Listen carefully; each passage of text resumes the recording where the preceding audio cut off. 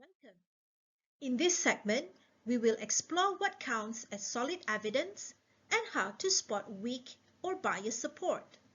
Whether you are writing an essay, preparing a presentation, or analyzing an article, knowing how to evaluate evidence is a key academic skill. We'll break down what makes evidence strong, how to identify red flags, and how to apply this knowledge in your own writing. Let's dive in. So what actually counts as evidence? In academic writing, evidence comes in many forms. Statistic. These are numerical data from surveys, polls, or studies. They are powerful when sourced from reputable institutions. Expert opinions or testimony. These come from individuals with recognized authority in a field, such as professors, researchers, or professionals. Facts, examples, and analogies. These help illustrate and clarify ideas. Let's compare two examples.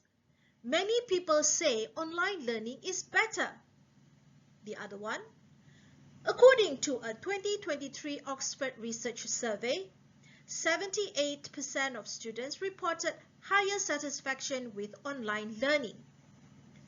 See the differences?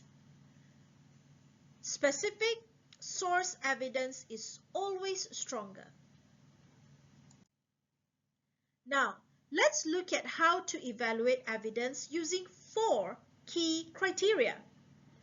Relevance. Does the evidence directly support the claim? Credibility. Is the source trustworthy and reputable? Sufficiency. Is there enough evidence to support the point? And accuracy. Is the data factual and verifiable? A helpful acronym is STAR. Sufficiency, typicality, accuracy, relevance. For example, citing one student's opinion to represent all students will lack sufficiency and typicality. Always ask, is this evidence strong enough to convince a skeptical reader? Let's flip the lens and look at common weaknesses or red flags that signal poor evidence. Overgeneralization, sweeping claims from limited data.